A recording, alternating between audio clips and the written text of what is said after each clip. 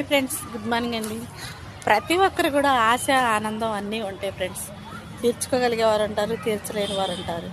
అన్నిటికీ అడ్జస్ట్ అయ్యి బతకాలి అంటే లైఫే బోర్గా ఉంటుంది కదా. ప్రతి క్షణం కూడా కష్టమైన కన్నీళ్ళైనా ఉన్న దాంట్లోని మీరు చూడాలనుకున్నది, మీరు ఏదైతే చేరవాలి అనుకుంటారో ఫ్రెండ్స్, ప్రతి ఒక్కరు కూడా హ్యాపీగా ఉండటానికి ట్రై చేయండి. కష్టాలు కన్నీళ్ళు ఎప్పుడూ ఉండే జీవితం అంటేనే గెలుపోవటములకి ఒక పునాది. అది ప్రతి ఒక్కరికి తెలుసు. ఫ్యామిలీలో వచ్చే ఇబ్బందుల వల్ల, కష్టాల వల్ల, కన్నీళ్ళ వల్ల జీవితం ఎప్పుడు కూడా మీరు కోరుకున్న గమ్యానికి చేరుకోకుండా ఆగిపోకూడదండి. సమయం ఉన్నా లేకపోయినా దేవుడిచ్చిన అవకాశానికి మాత్రం ప్రతి ఒక్కరు కూడా వినియోగించుకునండి. మీరు మీ ఫ్యామిలీతో కలిసి, మీ పిల్లలతో కలిసి, ప్రతి ఒక్కరు కూడా తల్లిదండ్రులు ఎలాంటి వయసులో ఉన్నా కానీ తల్లిదండ్రులకి బాధ్యతలు, బంధాలు ఎన్నున్నా సరే ఉంది ఫ్రెండ్స్. హ్యాపీగా ఉండటానికి మాత్రం ప్రతి ఫ్యామిలీ కూడా ట్రై చేయండి.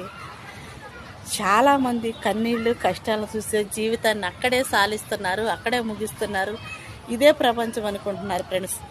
ఎప్పుడు మనం ప్రపంచాన్ని చేరుకోవాలంటే ఏ మనిషికి కూడా దేవుడు అవకాశం ఇచ్చాడో లేదో కూడా తెలియదండి. మనం ఎంతకాలం బతికినా, 100 ఏళ్ళు బతికినా కానీ ఇంకా చూడాలని ఆశ, ఆనందం, తెలుసుకోవాలని కోరిక ప్రతి మనిషిలో ఉంటుంది ఫ్రెండ్స్. ఎప్పుడు ఏ రీతిగా దేవుడు ఎలా రాశాడో